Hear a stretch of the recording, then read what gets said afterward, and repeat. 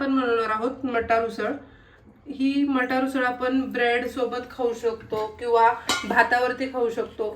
तर आपण सुरुवातीला काय करायचंय, एका कढईमध्ये एक अर्धा पळी तेल टाकायचंय आणि हे जे आपले मार्केटमध्ये ताजे मटार मिळतात ते आपल्याला त्याच्यामध्ये भाजून घ्यायचं। तर तेल चांगलं गरम होऊन द्यायचंय।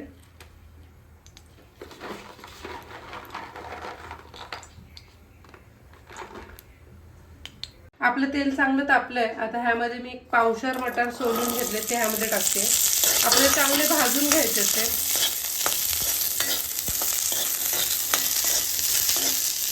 गॅस मी बारीकच ठेवलाय, बारीक गॅसवर व्यवस्थित भाजून घ्यायचे।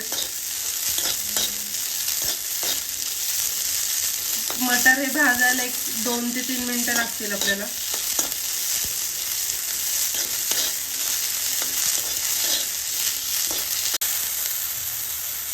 तुम्ही बघू शकता 2 मिनिटं झाली आहेत, आपले मटार एकदम मस्त शेकतात। अजून 1 मिनिटभर आपण शेकून घेऊया मटारला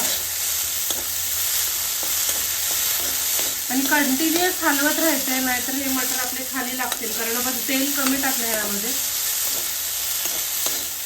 याच्या वरती पांढरं पांढरं असं येतं मटारच्या वरती, सालीवरती, म्हणजे समजायचं आपलं मटार व्हायला आले। मटार शिजायला फार कमी वेळ लागतो। आपले मटार एकदम व्यवस्थित भाजून झाले। आता मी एका प्लेटमध्ये काढते आणि थंड करायला ठेवते।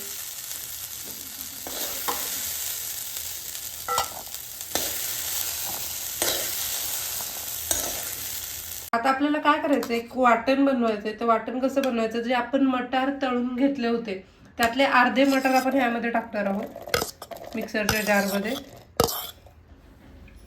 ह्यामध्ये आपल्याला भरपूर अशी कोथिंबीर टाकायची आहे।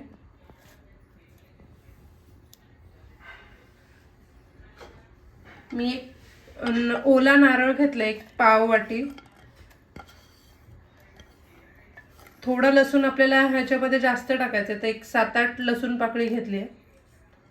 अर्धा इंच आलं घेतलंय आणि आपल्याला हे तिखट करायचं आहे, तर ह्याच्यामध्ये आपल्याला हिरवी मिरचीचाच वापर करायचा आहे, म्हणून मी 4 हिरवी मिरच्या घेतल्या, तशा तोडून टाकल्या।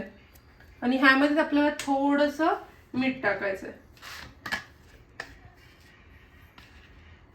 एक मी अर्धा चमचा मीठ टाकते।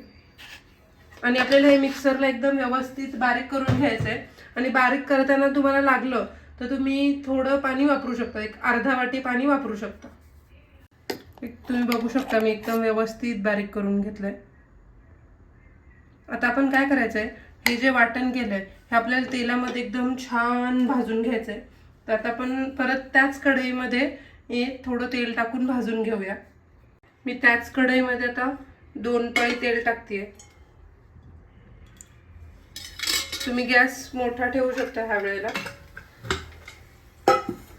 तेल चांगलं तापून द्यायचंय।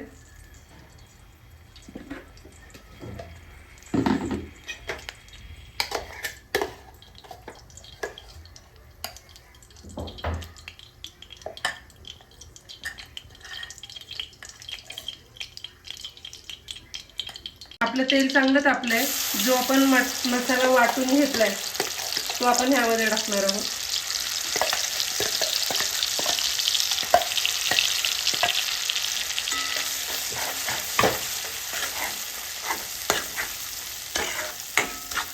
व्यवस्थित हा मसाला आपल्याला शेकून घ्यायचा आहे। आणि ह्या वेळेला काय करायचं, एक 4 दाणे आपल्याला साखरचे टाकायचे, म्हणजे एक आपण म्हणू शकतो एक थोडीशी पाव चमचा साखर टाकायची, जेणेकरून जो हा हिरवा कलर आहे हा असाच राहील। चांगलं तेल सुटून द्यायचं आपल्याला ह्या वाटपाला, एवढं भाजून घ्यायचं।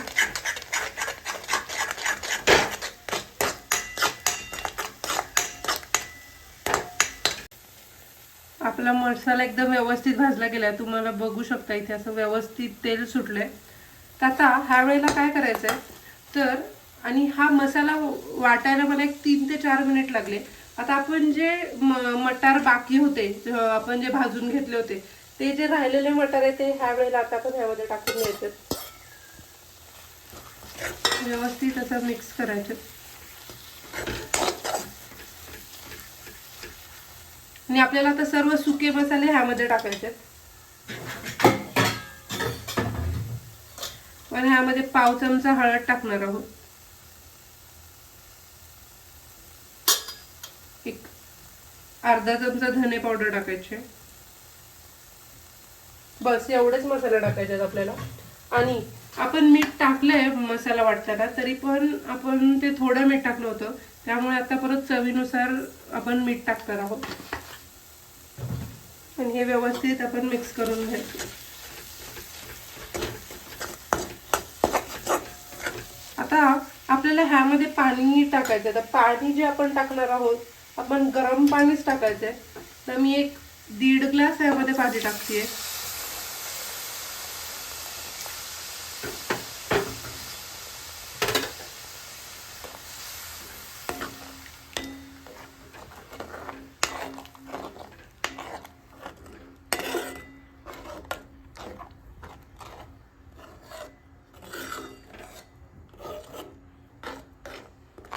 आणि एकदम व्यवस्थित उकळी येऊन द्यायची ह्याला आपल्याला.